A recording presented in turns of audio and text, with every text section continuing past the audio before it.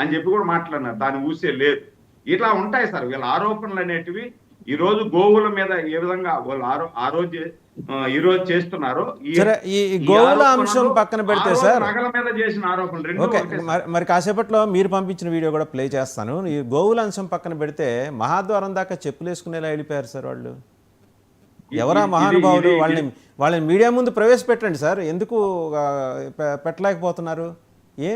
అంత తెలియని ఒళ్ళు తెలియనితనంతో వెళ్ళిపోతారా దేవుడి గుళ్ళోకి? సార్ వాసుదేవన్ గారు, ఇదైతే తూచా తప్పకుండా సిగ్గుపడాల్సినటువంటి విషయం.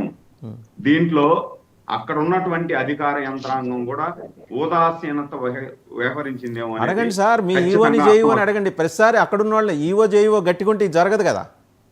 అవును సార్, వాస్తవం. ఇప్పుడు జరిగిపోయిన తర్వాత 14 మంది మీద చర్యలు తీసుకున్నారు. జరిగిపోయిన తర్వాత 14 మంది మీద చర్యలు తీసుకుని ఏం ఉపయోగం సార్?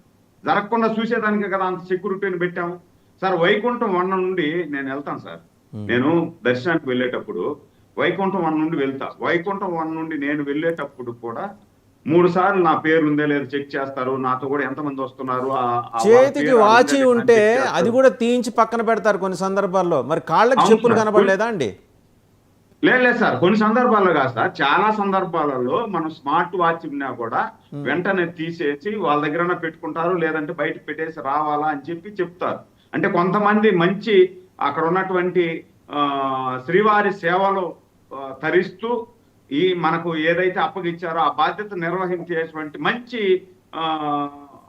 వాళ్ళు చెక్ చేస్తున్నారు. కొంతమంది ఏదో మనకు అవకాశం దొరికిపోయింది శ్రీవారి సన్నిధిలో అంటే, అక్కడ శ్రీవారి సన్నిధిలో నేను లాస్ట్ టైం డిబేట్ లో కూడా చెప్పాను సార్, శ్రీవారి సన్నిధిలో ఒక స్వీపర్ గా పనిచేసే భాగ్యం దొరకడం కూడా వెంకటేశ్వర స్వామికి పూర్వ జన్మంలో మనం చేసుకున్నటువంటి సేవ, దానివల్లనే అక్కడ ఆ భాగ్యమైన దొరుకుతుంది.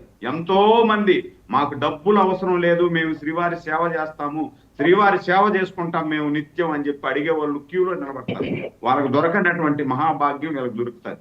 వీళ్ళకి దొరికినప్పుడు ఆ విధుల్ని సక్రమంగా నిర్వర్తించాల్సిన వాళ్ళు ఏమన్నా ఐడెంటిఫై అయ్యారా సార్? సరే, 14 మంది మీద చర్యలు తీసుకోవటం కాదు, అసలు వాళ్ళని పిలిచి విచారించడం, ఎక్కడి నుంచి వచ్చారు, ఏంటి వాళ్ళ కథా కమామిషు, అవి ఎందుకు అడగలేదు? పెద్ద అపచారం కదా మరి అది.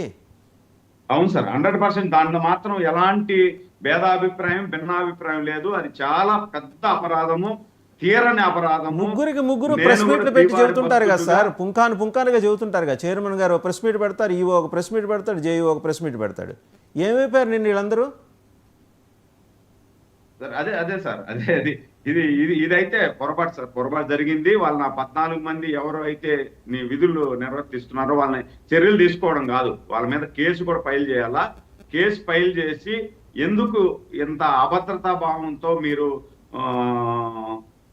విధులు నిర్వర్తించారు అనేది తీసుకుంటే, వాళ్ళ మీద చర్యలు తీసుకుంటే నెక్స్ట్ పునరావృతం కాకుండా ఉంటది సార్. మనకు 2014 నుండి 19 వరకు చంద్రబాబు నాయుడు గారు ముఖ్యమంత్రి ఉండేటప్పుడు మాడ వీధుల్లో కూడా చెప్పులు వేసుకొని తిరగకూడదు అని చెప్పి నీట్ గా బోర్డులు పెట్టడం జరిగింది. అంటే కొంతమంది ఎక్కడెక్కడ నుండి వచ్చిన వాళ్ళు, భాష తెలియని వాళ్ళు, లేకపోతే ఇక్కడ ఈ టెంపుల్ మీద అవగాహన లేని వాళ్ళు కొంతమంది మాడ వీధుల్లో చెప్పులు వేసుకొని తిరిగేస్తున్నారని చెప్పి అక్కడ కూడా సెక్యూరిటీని పెట్టి ఎక్కడా కూడా మాడ వీధుల్లో, దక్షిణ మాడవీధి కానీ, ఉత్తర మాడవీధి కానీ, తూర్పు మాడవీధుల్లో కూడా ఎక్కడా కూడా చెప్పులు వేసుకొని తిరగకూడదు, అపవిత్రం అవుతాది అని చెప్పి క్లియర్ గా పెద్ద పెద్ద బోర్డులు పెట్టి వాళ్ళకు మైకుల్లో కూడా అనౌన్స్ చేస్తూ చేశారు.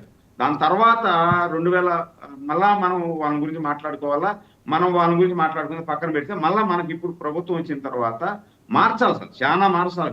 మొన్న 15 రోజుల ముందు నేను టెంపుల్కి వెళ్ళాను సార్. టెంపుల్కి వెళ్ళి దర్శనం చేసుకొని బయట వచ్చిన తర్వాత మనం అఖిలాండం ఉంటది కదా సార్, మీకు ఐడియా ఉంది, టెంకాయలు కొడతాం చూడండి. టెంకాయలు కొట్టేదానికి ఆ పైకి ఎక్కేటప్పుడు ఒక 5 మంది చెప్పులు వేసుకొని వస్తున్నారు, కొంతమంది చెప్పులు చేతులు పట్టుకొని వస్తున్నారు. నేను చెప్పా క్లియర్ గా, దండం పెట్టి చెప్పా, ఎవరే నాయనా ఇక్కడ మీకు తెలుసో తెలియదో చెప్పులు చేతుల్లోనూ పట్టుకోకూడదు, చెప్పులు వేసుకొని రాకూడదు. మీరు వెంకటేశ్వర స్వామి దర్శనం కోసం వచ్చారు, మన దర్శనం కోసం ఎందుకు వచ్చాం?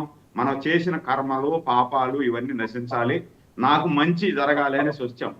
మీకు మంచి జరగకపోగా మీరు ఈ విధంగా వచ్చినారంటే సకల పాపాలు మిమ్మల్ని వెంటాడతాయి అని చెప్పి వాళ్ళకి అర్థమయ్యేటట్టుగా చెప్తే వాళ్ళు చెంపలేసుకొని తిరుక్కొని వెళ్ళిపోయారు. తిరుక్కొని మాకు ఐడియా లేదు సార్ అని, ఐడియా లేదని తిరుక్కొని వెళ్ళిపోయారు. ఆ విధంగా కొంతమంది తెలియని వాళ్ళు వస్తుంటారు, వాళ్ళని మనం అక్కడ విధులు నిర్వర్తించే మీరు వాళ్ళు అవి గనక బాధ్యతగా గమనించుంటే మాట్లాడితే జరుగుతుంది. అవి ఆ గనక బాధ్యత గమనించుంటే వదిలేసి నాయుడు మనం గారు ఏదో నాయుడు గారు ఆ చెప్పులు కనుక మీరు చూస్తే ఏ 5 స్టార్ హోటల్లోనూ దిగిన వాళ్ళకి వాష్రూమ్ కోసం వేసుకోవటం కోసం ఇచ్చిన చెప్పులు అవి. అంటే క్లియర్ కట్గా అవును సార్, అర్థమవుతుంది అవును, అవును. బాగా చూశాను, డబ్బు నేను చేసిన కూడా వాళ్ళు చూశాను. ఎవరో వేసుకొచ్చినవని, బాగా అవును డబ్బు సార్, చేసిన అవును వాళ్ళు సార్. ఎవరో వేసుకొచ్చినవని అర్థమైపోతుంది. వాళ్ళని పిలిపించి అడగటానికి మీకున్న టీటీడీకి ఉన్న మొహమాటాలు ఏంటి? ఏదో ఆబ్లిగేషన్ ఉండి ఉంటుంది, బహుశా వివివివిఐపీలు అయి ఉండొచ్చు. అదే సామాన్యుడు చేస్తే వాడిని ఉతికి ఆరేసి క్లిప్పులు పెట్టి మీడియా ముందు నుంచోబెట్టి నానా హింస పెట్టి చేస్తారు కదా. ఎందుకు వాళ్ళని పిలిపించలేదు? ఏ మొహమాటాలు ఈఓకి, చైర్మన్ గారికి, జేఈఓ గారు అయితే ఒంటి మీద వీరతాళ్ళు వేసుకుని మరీ తిరుగుతుంటారు కదా, ఎందుకు పిలవాల వాళ్ళని? లేదు, అది అది అది విచారించాలి సార్. మనం కూడా, నాకు కూడా దాని మీద సమగ్ర సమాచారం లేదు. వాళ్ళని పిలిపించి మాట్లాడినారా లేదా అనేది నాకు కూడా అవగాహన లేదు. దాన్ని కొంచెం తెలుసుకొని చెప్పాలి సార్. అదైతే పొరపాటు సార్. రైట్, మళ్ళీ మీ దగ్గరకు వస్తానండి. ఇంకో సబ్జెక్ట్ కూడా ఉంది, మీతో మాట్లాడాలి. ఒకసారి వేణుగోపాల్ గారి దగ్గరికి వెళ్ళాం. తిరుత్తణి వేణుగోపాల్ గారు, మీరు స్థానికులు. పొద్దున్న లేస్తే మీ మేడ గుమ్మం తీస్తే వెంకటేశ్వర స్వామి పాదాలు కనిపిస్తాయి మీకు.